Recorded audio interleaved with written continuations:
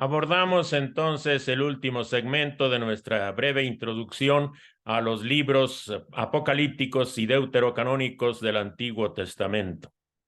Ustedes han concluido un ejercicio sobre el libro de Tobías, un ejercicio muy sencillo que trata de ver cómo Tobías fue testigo de acontecimientos que se desarrollan a lo largo de unos 3 siglos, algo imposible para un individuo particular.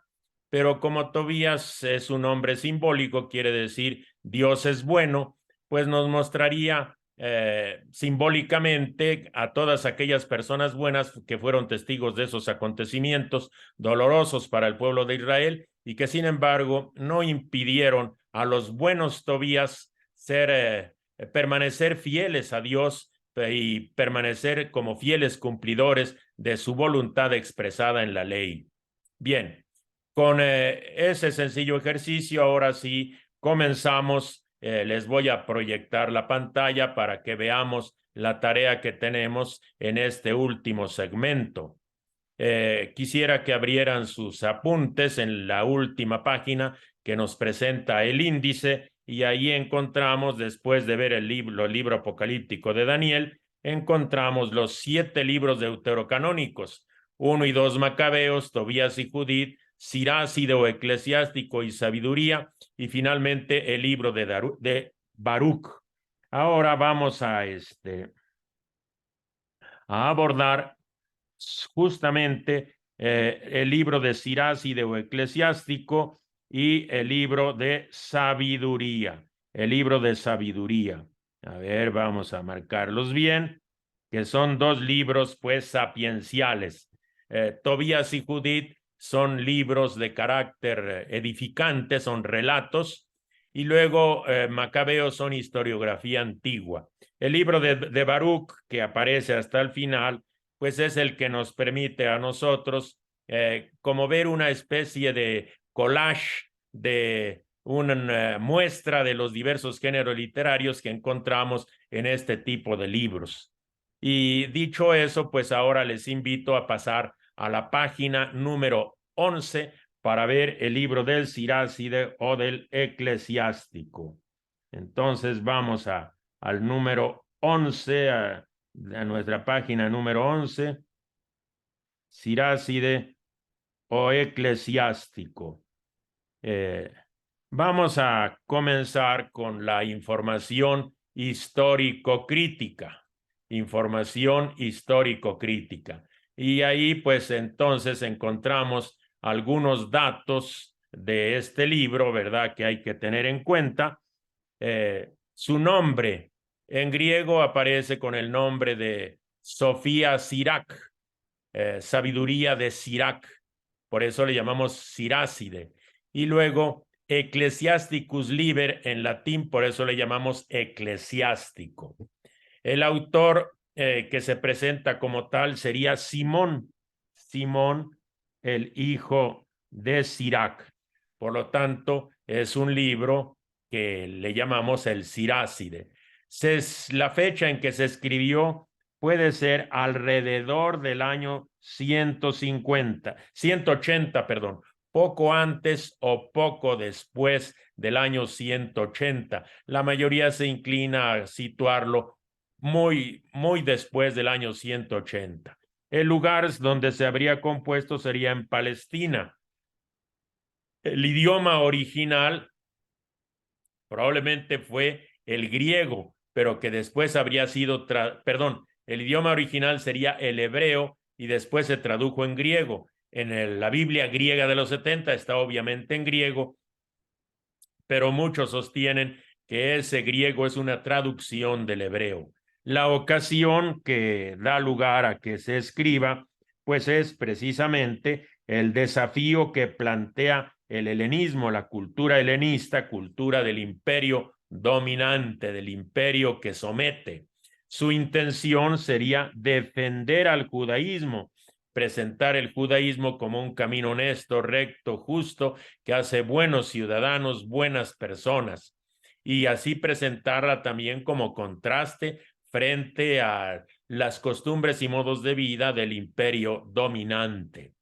La canonicidad, como ya dijimos, no está en la Biblia hebrea, no está en la Biblia hebrea, está en la Biblia griega de los 70, Biblia judía de los judíos de Alejandría que hablaban en griego, que probablemente tradujeron ese libro que fue escrito supuestamente en hebreo, lo tradujeron al griego y así lo tenemos. La sabiduría de Sirac, entonces, en griego. Vamos a ver el esquema.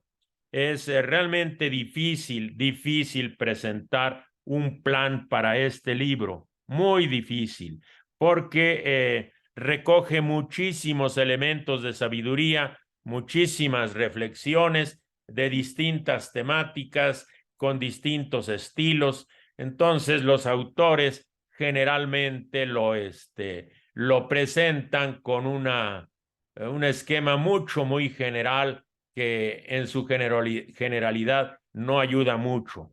Lo primero sería el camino de la sabiduría, luego cómo adquirir la sabiduría y finalmente la sabiduría en la naturaleza, la sabiduría en la historia. La primera parte, entonces, los primeros 23 capítulos sería el camino de la sabiduría propiamente, diríamos, en la vida humana, en la vida. Y luego, cómo adquirir esa sabiduría que permite encontrarle sabor a la vida. Sabiduría es saborear la vida, cómo adquirirla. Luego nos muestra que Dios, el Creador, ha presentado pues su sabiduría en la naturaleza y también en la historia. La sabiduría de Dios se muestra en la naturaleza y se muestra en la historia. Y luego aparece un sencillo apéndice en el capítulo 51.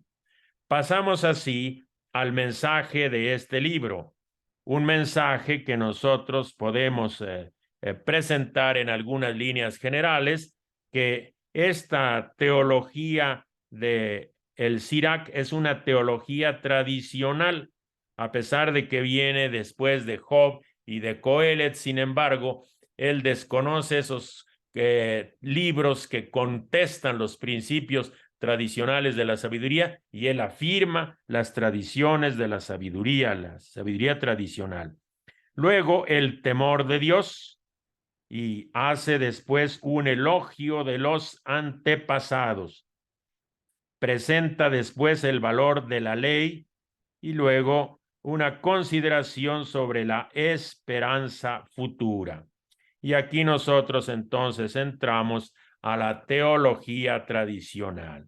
Decíamos que a pesar de que la sabiduría viene, perdón, el libro del Sirac, el Siracide o eclesiástico, viene después de Job y de Coelet, que contestan la tradición, la sabiduría tradicional y la teoría de la retribución. Sobre todo, el Siracide es fiel y valora mucho esa tradición sapiencial. Por lo tanto, cree en el principio de la retribución.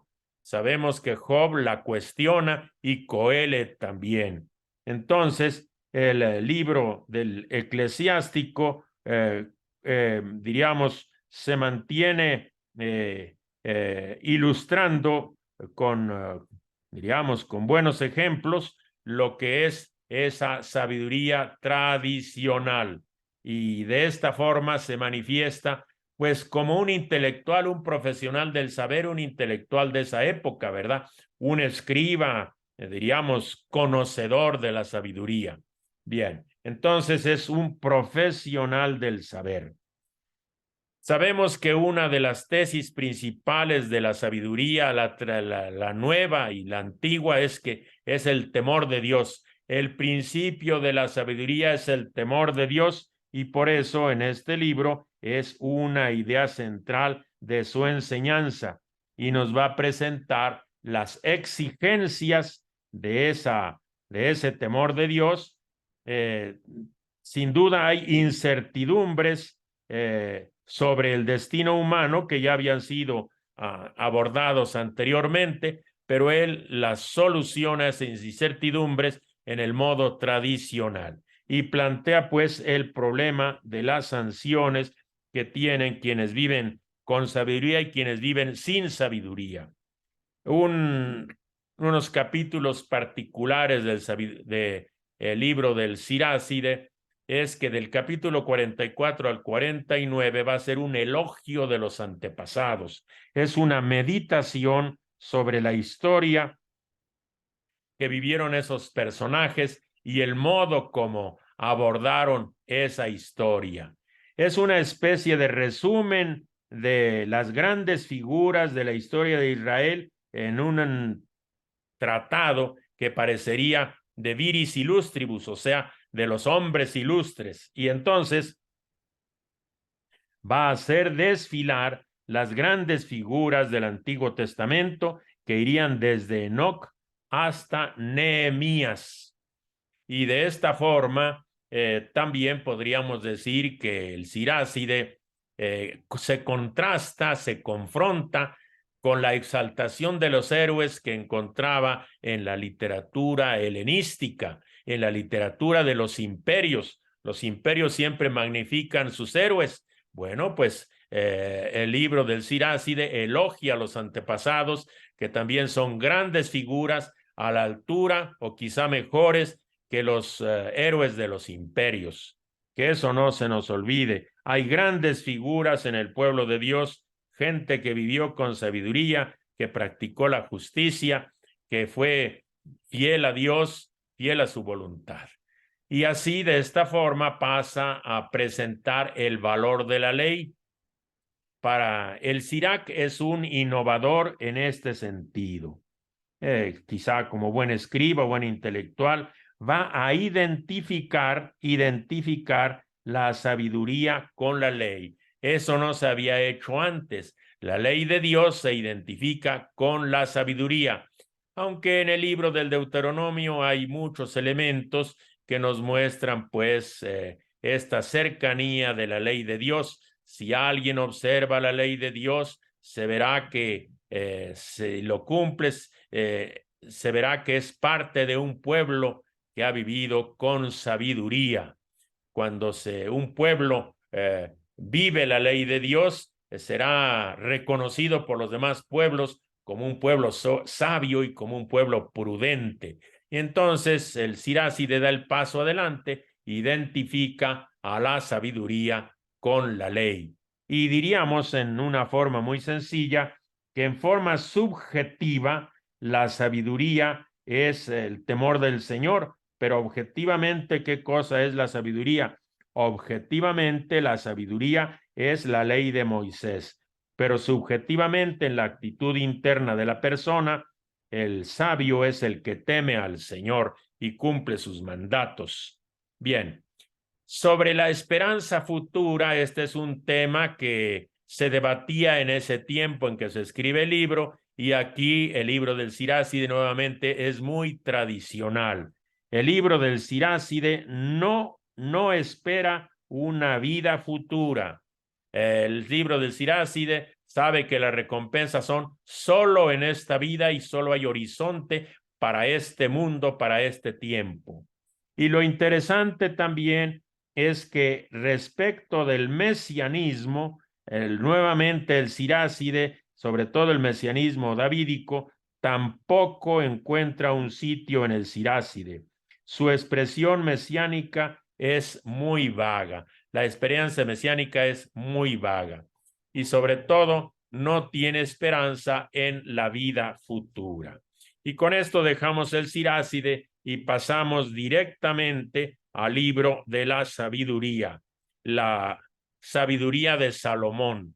Y entramos a algunos datos histórico-críticos que nos ayudan a repasar elementos fundamentales de este libro para que nos ubiquemos en su tiempo, en su momento y con sus horizontes históricos.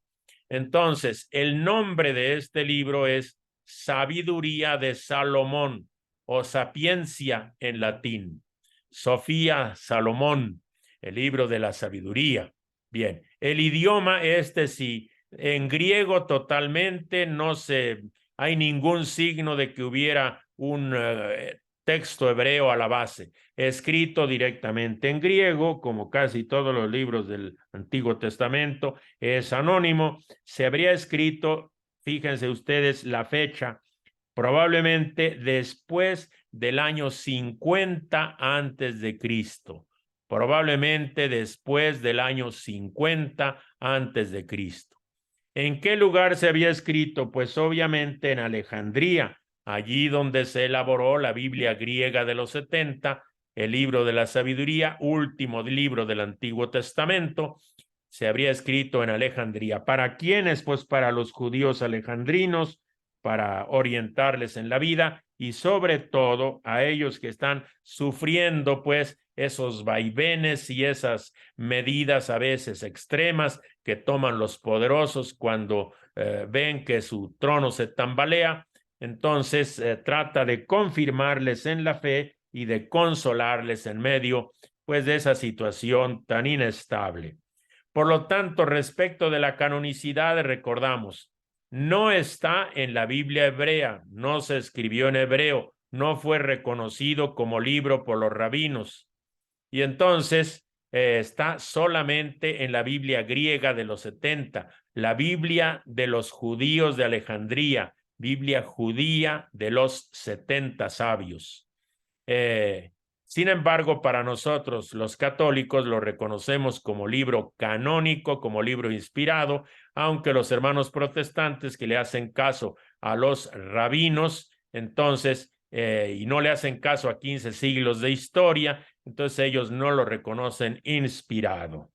Bien, vamos a ver el esquema del libro. Este libro sí está muy bien organizado. Fíjense ustedes, muy bien organizado, es un libro relativamente corto, no tan corto, pero tiene unos 20 capítulos más o menos, 19 para ser precisos. Nos va a presentar la sabiduría y los impíos en un primer momento. Un contraste fuerte entre los que viven con sabiduría y los que viven sin sabiduría, que son los impíos. Luego hace una larga reflexión sobre la sabiduría en sí misma. ¿Qué es la sabiduría y cómo se manifiesta la sabiduría? La sabiduría en sí misma. Y finalmente va a hacer una reflexión sobre las obras de la sabiduría que se realizan, que se manifiestan en la historia. Las obras de la sabiduría en la historia. Vamos entonces con este presupuesto a ir viendo el mensaje de cada una de esas tres partes. Entonces, la primera parte sería un juicio definitivo sobre precisamente para los justos y para los impíos. Luego abordamos en la segunda parte los capítulos del 6 al 9, cómo se presenta la sabiduría en sí misma, una reflexión pues sobre la realidad propia de la sabiduría, la realidad profunda de la sabiduría. Y finalmente, una reflexión sobre la sabiduría en la historia, que consiste precisamente en hacer justicia. La sabiduría en la historia consiste en hacer justicia. Vamos a ver otra vez. Hacer justicia. A ver si logro borrar solamente esto. Muy bien.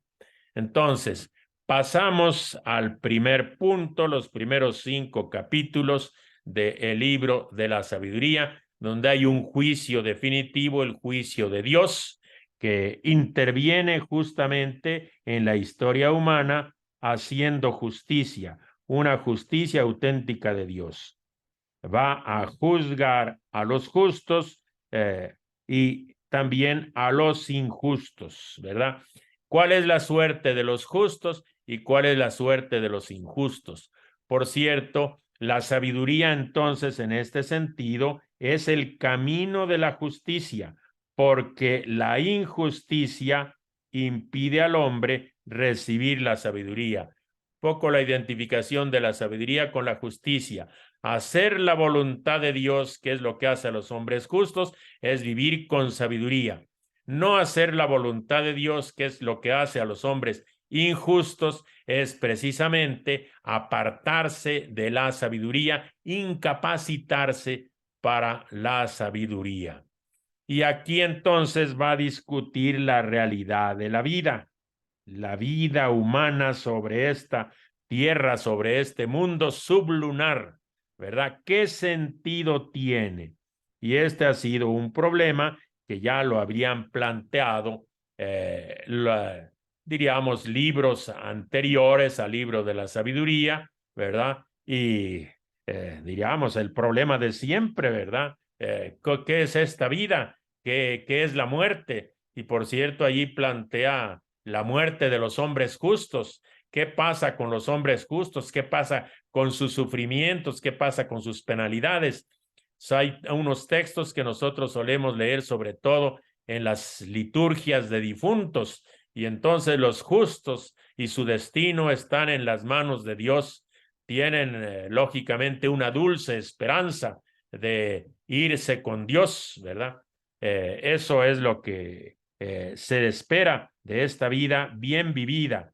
Y entonces aquí nos va a plantear el esquema tradicional de la retribución. El justo tendrá una retribución, sin duda, pero esa retribución, contrario a lo que dice el Siráside, no se da solo en esta vida, se da también en la escatología, en el mundo futuro. Hay una retribución para el hombre justo en el mundo futuro.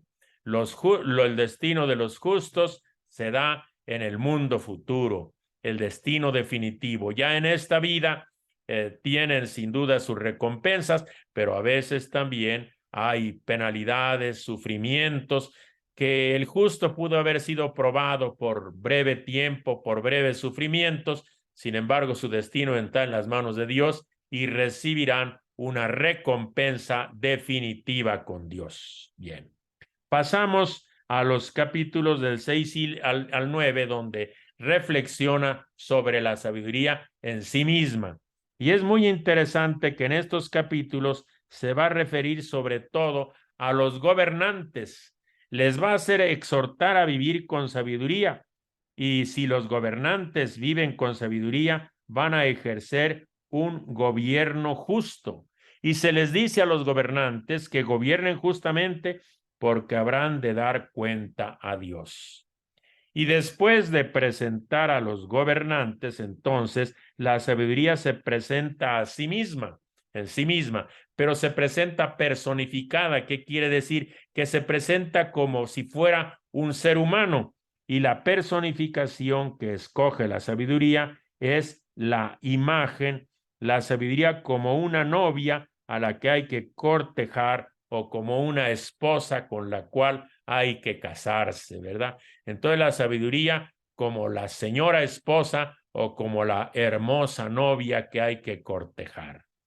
En este sentido, la sabiduría tiene su origen en Dios. La sabiduría procede de Dios. Se nos dice cuáles son sus cualidades, enlista una serie de cualidades, vale la pena leerlo. Yo los invito sobre todo a que lo lean. ¿Y cuáles son las aportaciones de aquellos, pues, que tratan de conseguir la sabiduría, de casarse con ella? ¿Qué beneficios reciben? Entonces, una meditación sobre la sabiduría en sí misma, una reflexión profunda. Luego, la última parte, prácticamente la segunda mitad de este libro, lo ocupa de presentar cómo la sabiduría de Dios ha actuado en la historia, y Dios ha hecho actuar la historia, perdón, Dios ha actuado en la historia con sabiduría, haciendo justicia, y por lo tanto nos va a presentar unos juicios históricos de personajes históricos que van desde Adán hasta Moisés, nada menos.